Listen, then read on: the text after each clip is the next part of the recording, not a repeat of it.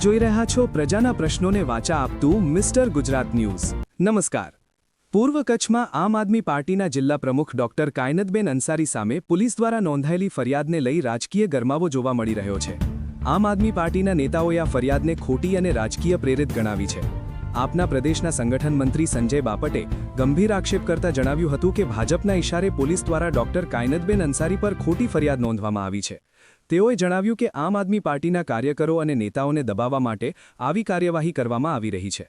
સંજય બાપટે વધુમાં ચેતવણી આપતા જણાવ્યું કે જો આ ખોટી ફરિયાદ પરત લેવામાં નહીં આવે તો આમ આદમી પાર્ટી પૂર્વ કચ્છમાં જનતા રેડ કરશે, જેમાં પાર્ટીના કાર્યકરો અને સામાન્ય લોકો સાથે મળી ભ્રષ્ટાચાર અને અન્ય મુદ્દાઓ સામે ખુલાસા કરવામાં આવશે। આ મામલે આપના સ્થાનિક નેતાઓ અને કાર્યકરોમાં પણ ભારે રોષ જોવા મળી રહ્યો છે અને તેઓએ સરકાર સામે વિરોધ પ્રદર્શન કરવાની પણ ચીમકી આપી છે। હાલ આ મુદ્દે પોલીસ તરફથી કોઈ સત્તાવાર પ્રતિક્રિયા સામે આવી નથી, પરંતુ આ ઘટનાને પગલે પૂર્વ કચ્છમાં રાજકીય માહોલ ગરમાયો છે। રિપોર્ટ અલી મામદ ખલીફા લોરિયા, કચ્છ। સત્યતાની સાથે સ્પષ્ટ વાત।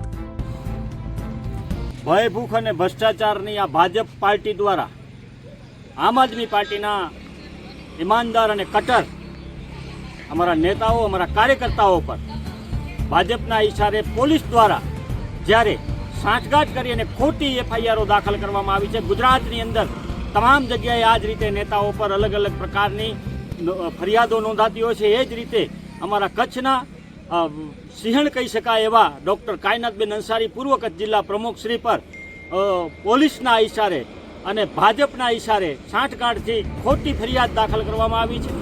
એટ્રોસિટીનો દુરુપયોગ કરી અને પોલીસે ભાજપ સાથે મિલીભગત કરી અને આમ આદમી પાર્ટીના એક જાંબાજ મહિલાનો અવાજ દબાવવાનો પ્રયાસ કરવામાં આવ્યો છે, જેને અમે સખત શબ્દોમાં વખોડી કાઢીએ છીએ।